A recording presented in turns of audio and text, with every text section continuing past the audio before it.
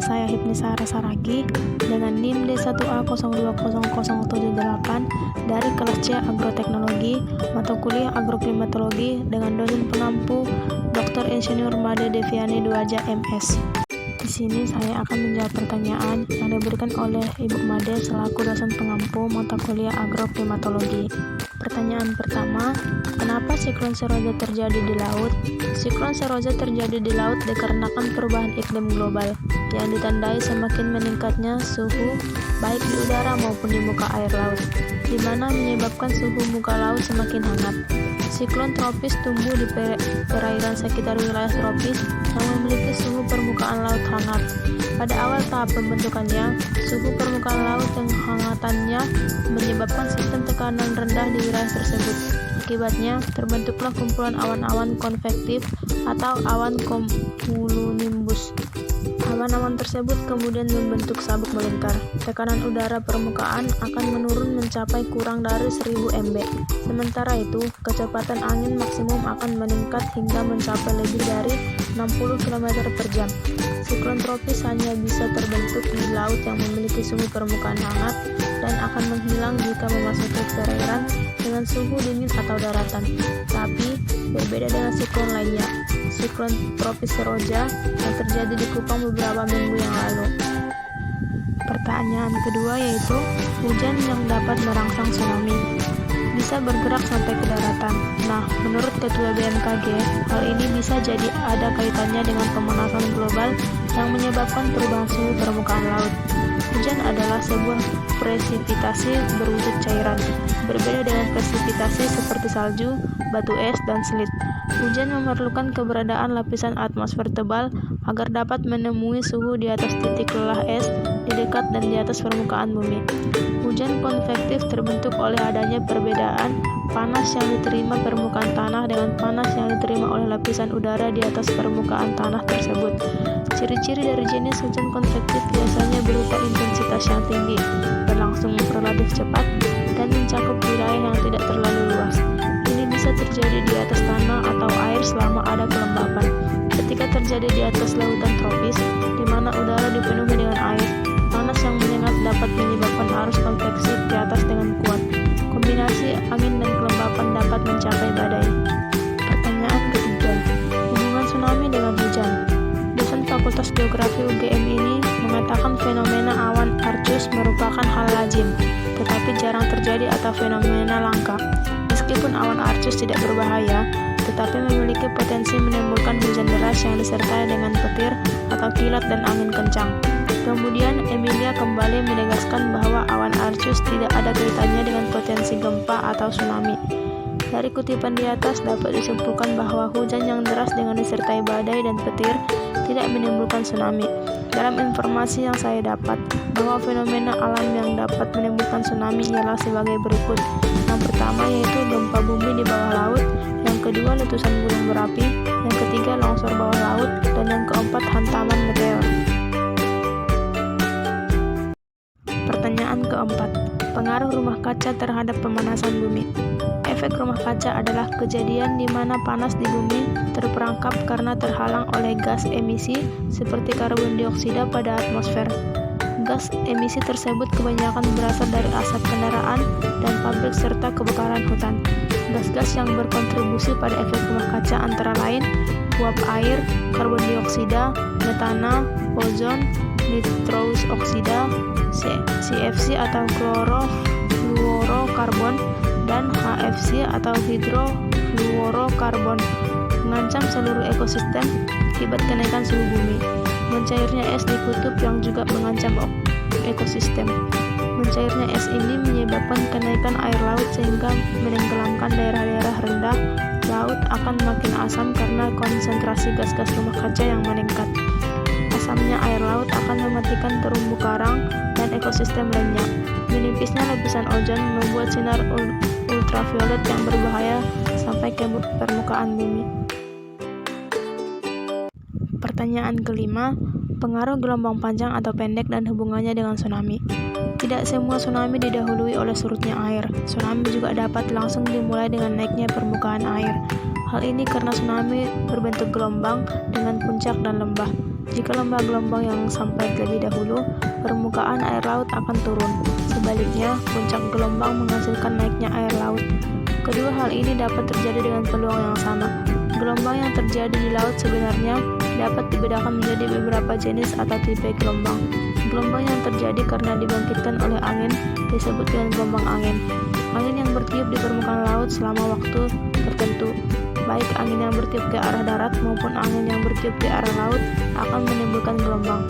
Gelombang angin ini termasuk jenis gelombang pendek karena besarnya periode gelombang ini adalah mulai dari beberapa detik sampai dengan beberapa menit. Gelombang pasang surut atau sering disebut juga dengan gelombang pasut merupakan gelombang yang terjadinya disebabkan oleh gaya tarik menarik benda-benda langit, terutama matahari dan bulan. Gelombang ini termasuk jenis gelombang panjang karena periode gelombangnya adalah dari beberapa jam sampai dengan beberapa tahun. Pertanyaan ke-6. Proses perubahan siklon ke daratan. Seperti namanya, siklon tropis tumbuh di perairan sekitar wilayah tropis yang memiliki suhu permukaan laut hangat. Pada awal tahap pembentukannya, suhu permukaan laut yang hangat akan menyebabkan sistem tekanan rendah di wilayah tersebut. Akibatnya terbentuklah kumpulan awan-awan konvektif atau awan cumulonimbus. Awan-awan tersebut kemudian membentuk sabuk melingkar. Tekanan udara permukaan akan menurun mencapai kurang dari 1000 mb. Sementara itu, kecepatan angin maksimum akan meningkat hingga mencapai lebih dari 60 km per jam. Pada proses perubahan siklon yang terjadi sampai ke daratan, salah satu penyebabnya adalah pemanasan global. Karena ketika energi siklon tropis didapat dari lautan hangat, maka siklon tropis akan tidak melemah atau punah ketika bergerak dan memasuki wilayah daratan karena suhu udara masih hangat karena efek pemanasan global. Salah satu siklonnya yang memasuki wilayah daratan ialah siklon Seroja di Nusa Tenggara Timur.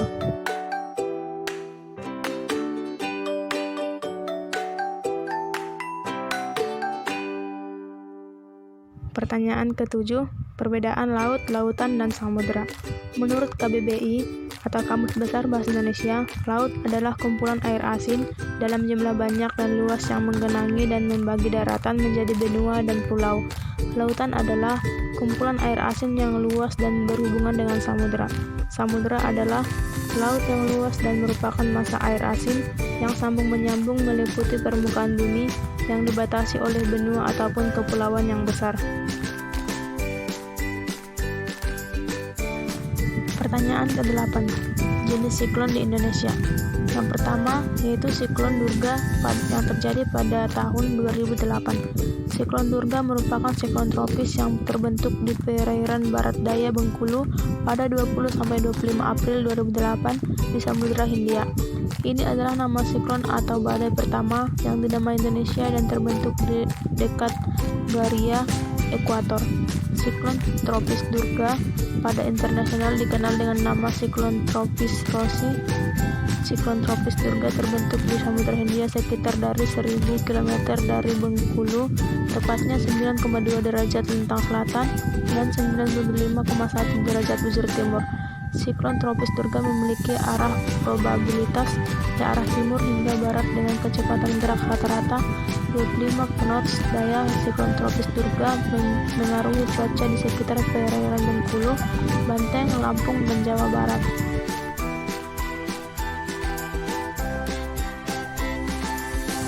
Yang kedua yaitu siklon anggrek yang terjadi pada tahun 2010. Siklon anggrek terjadi pada 30 Oktober hingga 4 November 2010. Itu berdampak pada perairan Bengkulu, Sumatera Barat, dan Lampung. Siklon tersebut menyebabkan kenaikan gelombang air laut dan perubahan cuaca yang signifikan di daerah tersebut menurut data yang dilansir Pusat Peringatan Dini Siklon Tropis atau Tropical Cyclone Warning Center Jakarta yang dikelola BMKG saat itu. Badai bergerak ke arah tenggara. Yang ketiga yaitu siklon Bakung yang terjadi pada tahun 2014. Masa hidup siklon tropis Bakung cukup singkat, hanya sekitar 3 hari saja. Tekanan udara terendah yaitu 991 milibar dan kecepatan anginnya mencapai 95 km per jam. Siklon tropis Bakung menyebabkan adanya potensi gelombang laut setinggi 2-3 meter pada perairan barat Lampung, Selat Sunda bagian selatan, dan perairan selatan Jawa. Yang keempat yaitu siklon Cempaka. Siklon Cempaka merupakan salah satu siklon tropis yang membawa dampak tidak langsung berupa curah hujan yang sangat tinggi di wilayah Yogyakarta dan selatan Jawa lainnya. Tekanan terendah yang tercatat pada siklon Cempaka mencapai 998 milibar dengan kecepatan angin 65 km per jam. Siklon Cempaka terjadi pada 27 November sampai 1 Desember 2017. Kelima, ada siklon Dahlia pada tahun 2017. Siklon Dahlia merupakan sejarah baru karena tumbuh pada saat siklon Cempaka belum sepenuhnya punah. Kedua siklon tropis menjadi siklon kembar yang pernah terjadi di Indonesia. Siklon Dahlia memiliki tekanan terendah 985 milibar dan kecepatan angin mencapai 75 km per jam. Itu memberi dampak berupa peningkatan hujan lebat pada wilayah pesisir barat Bengkulu dan Lampung, hingga Banten dan Jawa Barat bagian selatan pada 30 November sampai 2 Desember 2017. Keenam, ada siklon Flamboyan dan Kenanga pada tahun 2018. Siklon Flamboyan terjadi pada 28 April sampai 2 Mei 2018. Siklon terlahir di wilayah Samudra Hindia, tepatnya pada barat daya Sumatera sekitar 1410 km barat daya Bengkulu. Siklon tropis Flamboyan yang tumbuh di wilayah di Indonesia ini menyebabkan peningkatan tinggi gelombang 1,25 sampai 2,5 meter di perairan Bengkulu hingga barat Lampung, Selat Sunda bagian selatan, dan perairan Enggano. Siklon Kenanga terjadi pada 12 sampai 15 Desember 2018 dengan jarak sekitar 1400 km dari Bengkulu pada sebelah barat daya Sumatera. Yang ketujuh, ada siklon Lili yang terjadi pada tahun 2019. Pada tanggal 7 Mei 2019, BMKG menyebutkan bibit siklon tropis dengan kode siklon Lili merupakan siklon tropis yang terjadi di Indonesia dengan masa hidupnya hanya 1 hari, meskipun bibitnya mulai tumbuh sejak 5 Mei 2019. Siklon terakhir yaitu siklon Mangga pada tahun 2020. Berdasarkan analisis tanggal 21 Mei 2020 pukul 19.00 WIB, siklon tersebut berada di 9,8 lintang selatan dan 93,0 bujur timur atau sekitar 1220 km barat daya Kerinci. Siklon Mangga memiliki tekanan udara minimum di pusatnya sebesar 998 hektopascal dengan kecepatan angin maksimum berkisar antara 35 knot.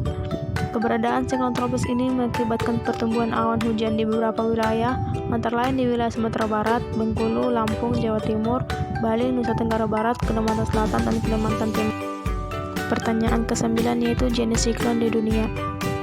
Berikut merupakan beberapa negara yang pernah mengalami dampak siklon tropis. Yang pertama yaitu negara Bangladesh. Pada tahun 1970, Bangladesh pernah mengalami siklon yang namanya siklon Mola yang diduga menewaskan 300.000 hingga 500.000 orang. Mengutip Organisasi Meteorologi Dunia atau WMO, siklon Mola merupakan siklon tropis yang paling mematikan di dunia. Negara yang kedua yang terdampak siklon tropis yaitu negara Jepang. Siklon tropis Vera yang terjadi di Jepang merupakan siklon yang paling menghancurkan di negara itu. Mengutip Britannica, badai ini melanda wilayah Teluk Ise pada 26 September pada tahun 1959. Badai ini mendatangkan malapetaka di Nagoya dan membunuh lebih dari 5.000 orang. Tak hanya itu, siklon ini membuat 1,5 juta warga kehilangan rumahnya dan melukai hampir 39.000 orang. Yang ketiga yaitu negara Australia. Menurut laman resmi pemerintah Australia, siklon Mahina adalah salah satu siklon yang paling mematikan dalam sejarah negara itu. Akibat badai ini, lebih dari 300 orang meninggal. Siklon ini terjadi pada 1899. Saat siklon Mahina tiba, ada sekitar 1.000 pria, wanita, dan anak-anak berada dalam 8 kapal layar di Teluk Putri, Charlotte, dan Bathurst.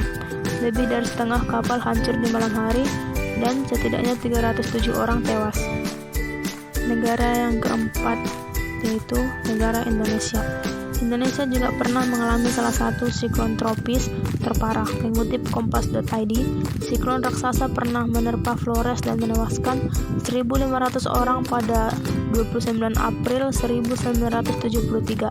Tak hanya itu, siklon tropis Roja yang terjadi pada April 2021 membuat 8.424 orang warga Nusa Tenggara Timur mengungsi. Pengungsian terbesar diidentifikasi berada di Kabupaten Sumba Timur dengan jumlah 7.212 jiwa. Lembata sebanyak 958 orang, Rotendao sebanyak 672 warga, Sumba Barat mencapai 284 orang, dan Flores Timur mencapai 256 jiwa. Dikutip dari situs resmi Badan Nasional Penanggulangan Bencana atau BNPB. Negara kelima yaitu Amerika Serikat. Amerika Serikat pernah mengalami siklon tropis yang menyebabkan banyak kehancuran. Beberapa bulan lalu, badai Ida melanda Amerika Serikat dan menyebabkan banjir bandang. Setidaknya 41 orang tewas akibat banjir bandang yang dipicu badai Ida di New York. Tak hanya itu, listrik di New Orleans sempat terputus. Badai Ida masuk ke dalam hurikan kategori 4 dengan kecepatan angin 241,4 km per jam di tahun 1990. Amerika Serikat juga pernah mengalami badai atau siklon tropis Galveston di Texas yang menewaskan setidaknya 8.000 orang. Sekian jawaban yang dapat saya sampaikan. Jika ada kata-kata saya yang kurang berkenan atau salah, saya mohon maaf. Akhir kata saya ucapkan sekian dan terima kasih.